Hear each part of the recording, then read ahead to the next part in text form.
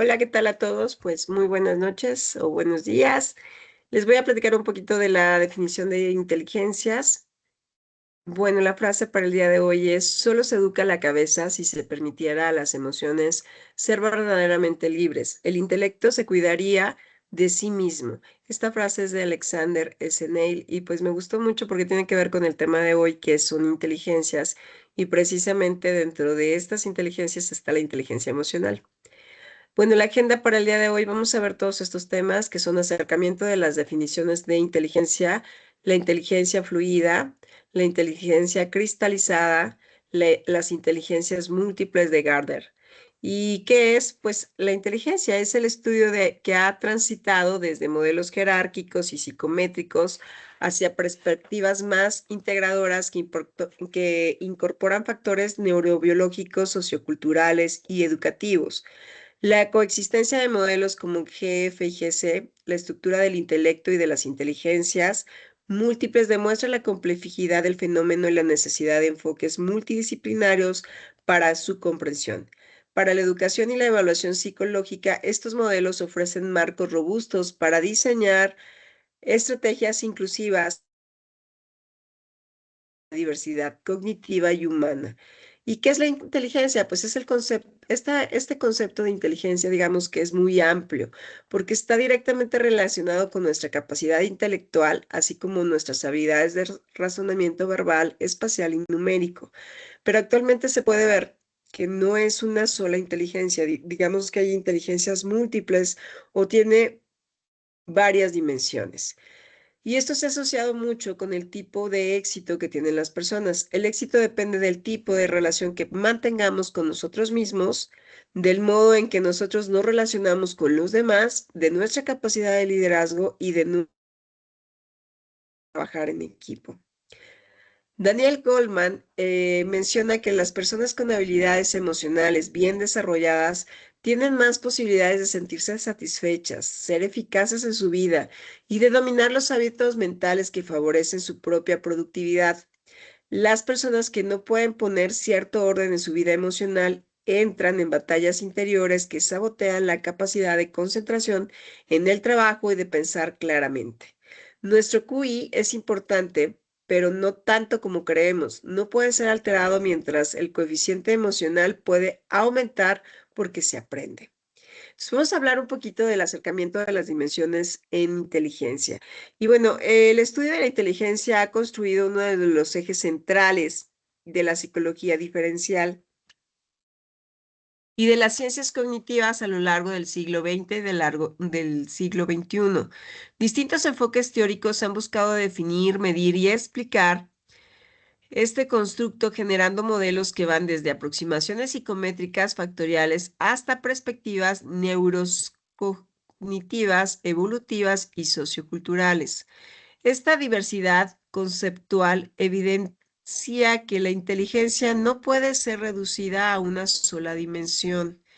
En este contexto, Steinberg 2020 enfatiza que la ausencia de una definición universal aceptada refleja la naturaleza multifacética, dinámica y contextual de la inteligencia. El presente trabajo pues ofrece un análisis crítico de propuestas clásicas y contemporáneas, incluyendo los aportes de Wolff, Bernard, Thorndike, Truston, Wilfrod, Horn y Cartel, así como un examen de los conceptos intelectuales de la inteligencia fluida y cristalizada y la teoría de las inteligencias múltiples de Gardner.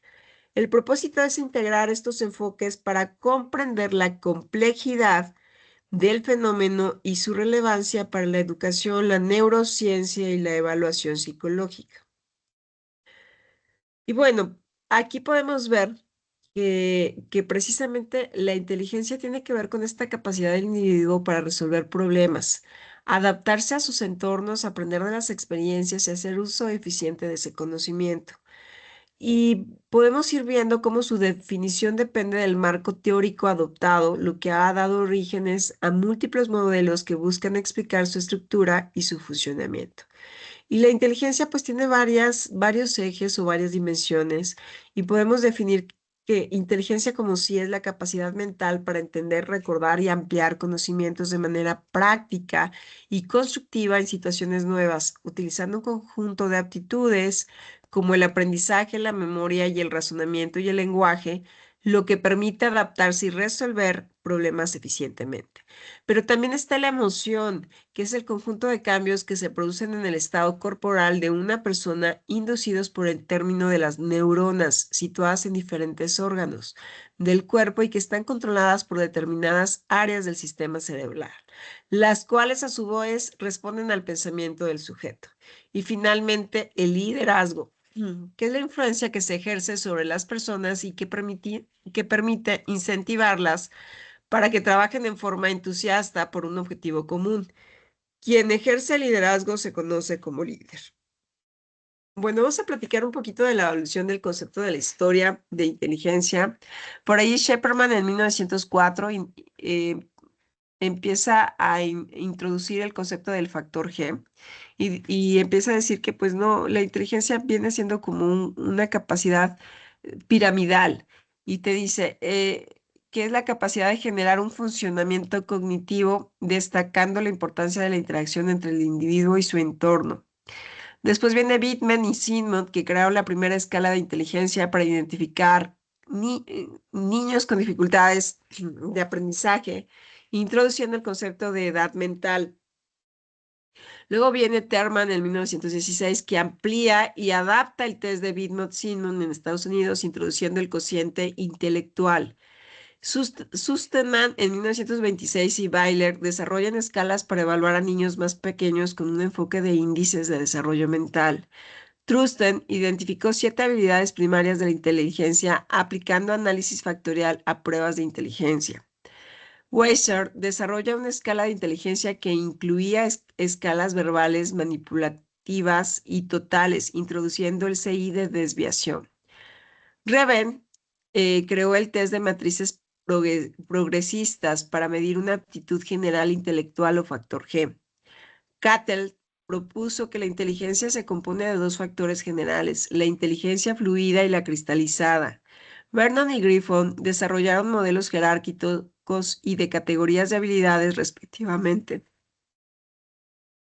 Horn amplió teorías anteriores, incluyendo más factores como percepción visual, memoria, velocidad de procesamiento. Garden propuso la teoría de las inteligencias múltiples, enfocándose en rendimientos y diversos procesos activos en las personas. Y el modelo Catter-Horn-Carroll, que es un modelo jerárquico que combina el modelo GF y GC de Catter-Horns y el modelo de los 3 estados de Carroll, abarca una amplia gama de aptitudes y habilidades cognitivas. Las propuestas contemporáneas nos hablan precisamente que no hay una sola inteligencia. De hecho, hay una estructura o hay una diversificación de inteligencias o hay varias disciplinas, ¿ok? Y considera estructuras factoriales, componentes escépticos y sistemas dinámicos de procesamiento. Entre los más relevantes están Boone y Barnard, que profundizan en la estructura de la jerarquía de la inteligencia, proponiendo un modelo de factor que existe un factor general G, que influye sobre 2 grandes grupos de habilidades. El grupo verbal, que es educacional, es asociado al razonamiento verbal, comprensión lectora y habilidades académicas. Y el grupo espacial o mecánico, que está relacionado con el procesamiento bioespacial y la resolución de problemas mecánicos. Su aportación radica en demostrar que aunque la inteligencia puede descomponerse en habilidades específicas, persisten en organizaciones jerárquicas que unifican su funcionamiento.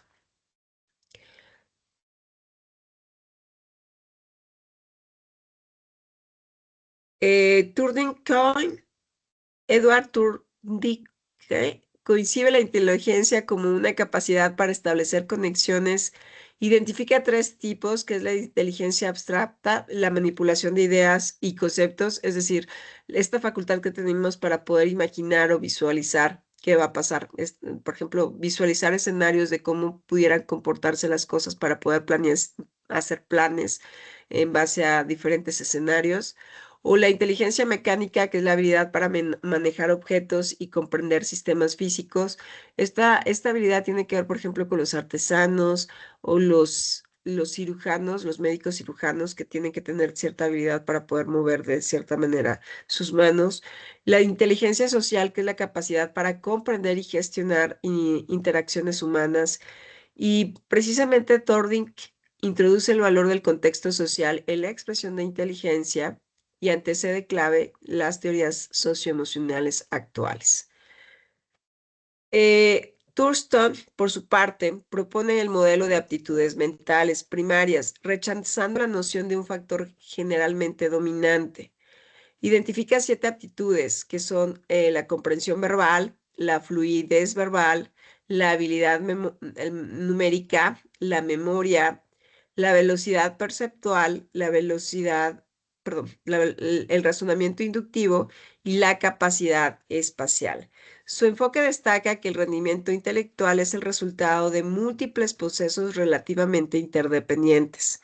Y luego viene Guilford, que aquí en lo personal, Guilford, pues a mí me gustó mucho porque desarrolla el modelo de la estructura del intelecto compuesto por 3 dimensiones y lo marca así como operaciones, contenidos y procesos, donde las operaciones son evaluaciones, memorias, cognición, producción divergente y convergente. En los contenidos tenemos el figurativo, simbólico, semántico y conductual, y en los productos las unidades, clases, relaciones, sistemas, transicionales e implicaciones. Pero al menos en la lectura que hice, platicaba de cómo de alguna u otra manera hacen o más bien hace la comparación con un proceso administrativo o productivo, donde normalmente tenemos entradas, hay un proceso de transformación y hay salidas. Entonces, Guilford más o menos maneja lo mismo, donde hay contenidos y luego hay operaciones y finalmente tenemos un producto, ¿no? Y por ejemplo, y él lo maneja como un cubo. Entonces, las relaciones que se manejan precisamente entre ellos son 120, empieza con 120 y termina precisamente con 150. Entonces, pues desarrolla un modelo, uno de los más amplios. Inicialmente propone 120 factores y posteriormente se extiende a 150, organizándolos en estas 3 grandes dimensiones. Y una contribución clave de Wilford fue integrar formalmente la creatividad dentro del dominio de la inteligencia, ampliando de esta manera significativa el concepto de psicología tradicional. Y luego tenemos a Horningard, eh, que ellos formularon la teoría GF y GC, una de las más influyentes en la psicometría moderna. Esta se distingue por la inteligencia fluida, que es precisamente la capacidad para resolver problemas nuevos sin depender del conocimiento previo, y la inteligencia cristalizada, que es la habilidad y conocimiento adquirido mediante la educación y la experiencia, y su modelo está fundamental para entender el desarrollo cognitivo a lo largo de la vida. Estas dimensiones evolucionaron de manera distintiva, lo cual sentó las bases para el modelo CHC, ampliamente utilizado en instituciones de evaluación actual. Bueno, dentro de la inteligencia fluida, tenemos que es un proceso decremental en la adultez y tardía. Mayormente hay un acceso a la información reciente, apela a una memoria de trabajo a corto plazo y solución de problemas sin necesidad de conocimientos previos. La cristalizada, esta es, digamos que repetitiva, se entiende como un conocimiento, aumenta el paso de los años, demanda los aprendizajes antiguos y requiere de memoria a largo plazo. Resuelve los problemas gracias a datos almacenados. La inteligencia fluida, como se desarrolla, está influida por la maduración biológica, especialmente la adolescencia y la juventud, la estimulación cognitiva, que es como resolución de problemas complejos, los ambientes enriquecidos que favorecen la exploración y el razonamiento, y generalmente alcanzan su máximo nivel en la edad adulta temprana y tienden a disminuir de forma natural. La inteligencia fluida, pues ya dijimos que requiere la capacidad para razonar o para poder adaptarse a nuevas situaciones, identificar patrones, resolver problemas y adaptarse cognitivamente. Es altamente dependiente de procesos neurobiológicos.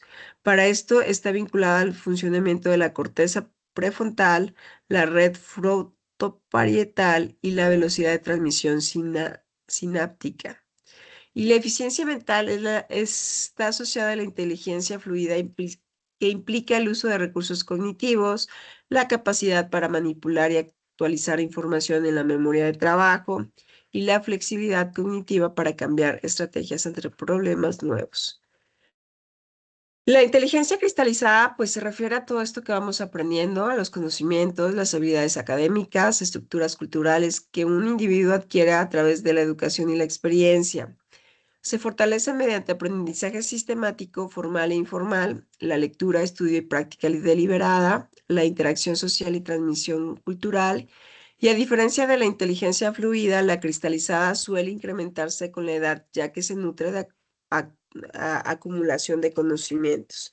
Esto es lo que vamos desarrollando todos los días o desde pequeños en la escuela, ¿no? Es un proceso gradual para lograr hacerte expertise de ese tema. Las habilidades asociadas incluyen habilidades como comprensión verbal, vocabulario, habilidad lectora, conocimiento factual, razonamiento basado en experiencia previa y conocimientos adquiridos se nutre de formación académica, conocimientos técnicos o profesionales, cultura general, prácticas sociales y lingüísticas, y estos elementos permiten un desempeño experto en tareas específicas. Las inteligencias múltiples, según Gardner, pues propone un enfoque con el paradigma psicométrico tradicional. Afirma que la inteligencia no es única, sino un conjunto de capacidades relativamente interdependientes. Entonces, pues la verdad es que Garnet sí viene y te dice, la inteligencia tiene varias dimensiones. Él propone por aquí, dice, ha descrito 25 tipos de inteligencia que se agrupan en 8 esenciales y estas son la lingüística, que tiene que ver con la capacidad para usar el lenguaje en forma eficaz, tanto oral como escrita, la lógica matemática, que es la habilidad del razonamiento abstracto, la resolución de problemas cuantitativos, análisis lógico y formalización de modelo, el viso espacial, que es la capacidad para percibir el mundo visual y manipular mentalmente objetos, formas y reacciones espaciales, la kinestésica, que usa el cuerpo con precisión en actividades físicas, artísticas o profesionales como deportes, danza o cirugía, la música, que es la sensibilidad al ritmo, tono, timbre, estructura musical, incluye composición interpretacional y apreciación. La interpersonal, que es la aptitud para entender a otros, interpretar emociones, motivadores e interacciones y establecer relaciones efectivas. La naturalista, que es la habilidad para reconocer patrones del entorno natural, clasificar organismos y comprender sistemas ecológicos. Y bueno, desde mi conclusión, y la verdad es que estuve leyendo varias cosas, no solamente de la definición de inteligencia, sino también inteligencia emocional. Y por eso lo asocié con el tema de inteligencia emocional, porque me llamó mucho la atención. Dice, el estudio de la inteligencia ha transmitido desde modelos jerárquicos y psicológicos hacia perspectivas más integradoras que incorporan factores neurobiológicos, socioculturales y educativos. La coexistencia de modelos como GF y GC, la estructura del intelecto, las inteligencias múltiples, demuestra la complejidad del fenómeno y de la necesidad de enfoques multidisciplinarios para su comprensión. Desde mi perspectiva, la comprensión contemporánea de la inteligencia, tanto en sus dimensiones cognitivas como socioemocionales, permite reconocer su aplicación práctica, trasciende lo meramente individual y se convierte en un eje estratégico para el desempeño grupal y organizacional. En este sentido, la inteligencia emocional, como señala Goleman, se integra como un componente esencial para el funcionamiento humano con el contexto complejo, complementándose con las habilidades cognitivas descritas por modelos psicométricos clásicos y teorías modernas como GFGC y las inteligencias múltiples. En el plan individual, considero que las personas pueden identificar, evaluar y fortalecer sus competencias emocionales, tanto como la autoconciencia, la autorregulación, la motivación y la empatía, y este proceso desarrolla personalmente. Se articula con las teorías de inteligencia interpersonal e interpersonal propuestas por Gardner, que subrayan la capacidad del individuo para comprenderse a sí mismo y gestionar adecuadamente sus interacciones sociales. El fortalecimiento de estas competencias contribuyen a un funcionamiento más adaptativo y eficiente. En el plano grupal observo que resulta indispensable afirmar la dinámica interpersonal y los patrones de comunicación que potencializan la inteligencia colectiva, tal como señala Gunninger en la teoría cognitiva individuales, sino en la coordinación funcionales entre personas. Por ello, los equipos con mayores niveles de regulación emocional, confianza y colaboración tienden a tomar decisiones más acertadas, gestionar mejor los conflictos y alcanzar un mejor desempeño. Y finalmente, en el plano organizacional, considero esencial que las empresas revisen sus jerarquías y sistemas de valores para otorgar un papel prioritario al desarrollo de la inteligencia emocional. Esto implica incorporar explícitamente en procesos como la contratación, la capacitación, la evaluación del desempeño y los planes de desarrollo profesional. Las organizaciones con talentos capaces de colaborar eficazmente gracias a habilidades socioemocionales consolidadas adquieren una ventaja competitiva y sostenible, especialmente en entornos caracterizados por la incertidumbre, la innovación constante y la interdependencia funcional. En síntesis, la inteligencia emocional se convierte en un recurso estratégico que comprende la inteligencia cognitiva descrita por autores como Gatt, Ward, Gifford o Trust. Desde mi análisis, fortalecen en sus distintos niveles del impacto individual, grupal y empresarial. No solo optimizan el desempeño, sino que generan entornos más saludables, productivos y adaptativos en un contexto organizacional cada vez más complejo. Y eso sería todo por mi parte. Muchísimas gracias y espero que les haya gustado.